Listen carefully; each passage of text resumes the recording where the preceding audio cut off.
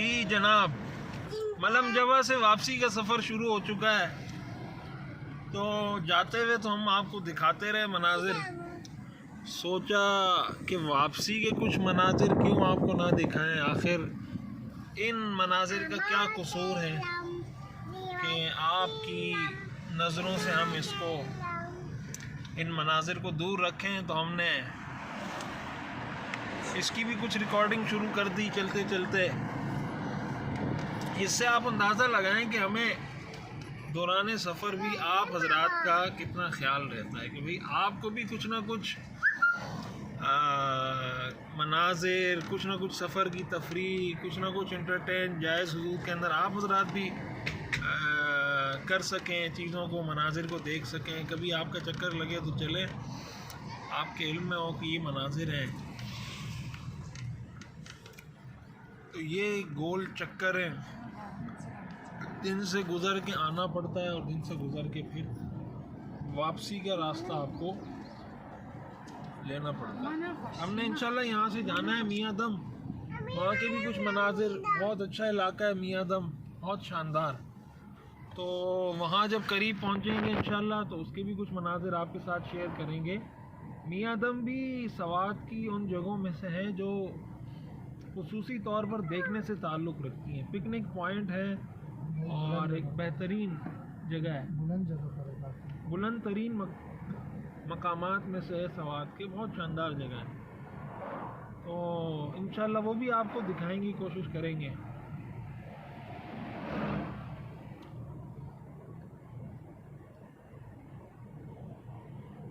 اللہ تعالیٰ کی قدرت کے شاہکار یہ خوبصورت مناظر، ان کا ایک ایک پتا، ایک ایک ذرہ چیخ چیخ کر پکار رہا ہے کہ ہمیں کوئی بنانے والا ہے. حیرت ہے ان لوگوں پر جو اتنی بڑی کائنات کو دیکھ کر بھی کہتے ہیں کہ جناب خود بن گیا سب کچھ، یہ تو نیچر نے بنایا ہے، بائی نیچر چل رہا ہے. بس ایک حادثہ ہوا تھا، ایک دھماکہ ہوا اور خود بخود انسان بن گئے، خود آسمان بن گیا، خود زمین بن گئی. جناب آپ گاڑی کا ایک پرزہ نہیں بنا سکتے. اللہ فرماتے ہیں آپ مکھی پیدا نہیں کر سکتے. یا ایھا الناس ضرب مثل فاستمعوا له ان الذين تدعون من دون الله لن يخلقوا ذبابا ولو اجتمعوا له. اللہ کہتے ہیں تم سارے جمع ہو جاؤ، تم بھی اور تم جن کی عبادت کرتے ہو، اپنے بتوں کو بھی جمع کر لو، اپنے معبودوں کو بھی جمع کر لو، باطل معبودوں، سب مل کے ایک مکھی پیدا نہیں کر سکتے. اور مکھی پیدا کرنا تو دور کی بات، اللہ فرماتے ہیں مکھی کوئی چیز اچک کے لے جائے نا، اس سے اپنی وہ چیز چھڑا نہیں سکتے تم. تو جناب قدرت کے یہ مناظر دیکھنے کا ایک فائدہ ہوتا ہے کہ اللہ کی عظمت، اللہ کی قدرت کے مظاہر دیکھ کر اللہ کی عظمت انسان کے دل میں بیٹھ جاتی ہے. اور ان لوگوں کا بودھا پن، ایتھیسٹ جو ہیں، جو لبرل ہیں، جو ملحد ہیں، جو خدا کے منکر ہیں اور جناب اپنے آپ کو عقل کل سمجھتے ہیں، اتنی بڑی کائنات بنانے والی ذات کا انکار، اس سے بڑی بے وقوفی دنیا میں شاید کوئی نہیں ہو سکتی. میرے خیال میں اللہ کا انکار کرنے والا شخص دنیا کا سب سے بے وقوف ترین انسان ہوتا ہے. اور خطرے کی بات یہ ہے کہ وہ یہ سمجھ رہا ہوتا ہے کہ میں دنیا کا سب سے عقل مند انسان ہوں.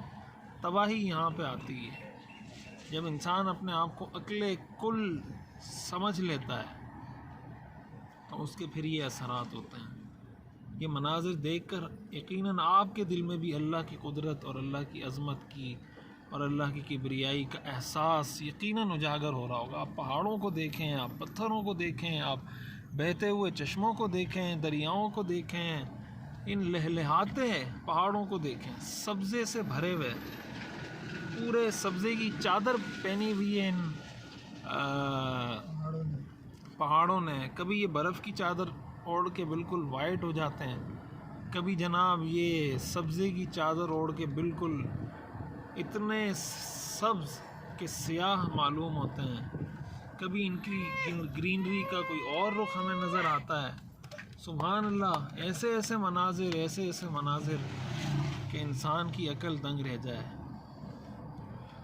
قرآن کریم میں آتا ہے نا قل سیروا فی الارض، کہ ذرا زمین میں گھومو پھرو اور اللہ کی قدرت کے مناظر دیکھو۔ جب انسان دیکھتا ہے تو اللہ فرماتے ہیں انسان چیخ چیخ کر پکارتا ہے ربنا ما خلقت ھذا باطلا، اے میرے رب تو نے یہ ساری چیزیں بلا وجہ نہیں پیدا کر دی، سبحانک، آپ تو اس طرح کے کاموں سے پاک ہیں کہ آپ بغیر کسی مقصد کے کوئی کام کریں۔ عام انسان کوئی کام بغیر مقصد کے نہیں کرتا، اللہ کی ذات تو اس سے بہت بے نیاز ہے کہ بغیر مقصد کے اللہ تعالیٰ کوئی کام کریں گے۔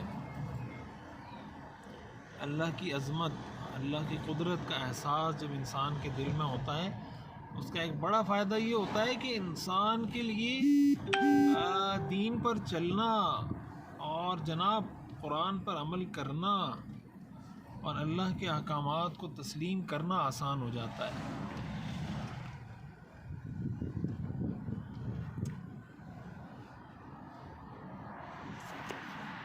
بہرحال وقتاً فوقتاً کوشش ہوگی کہ آپ کو کچھ مناظر دکھائے جاتے رہیں جناب والا۔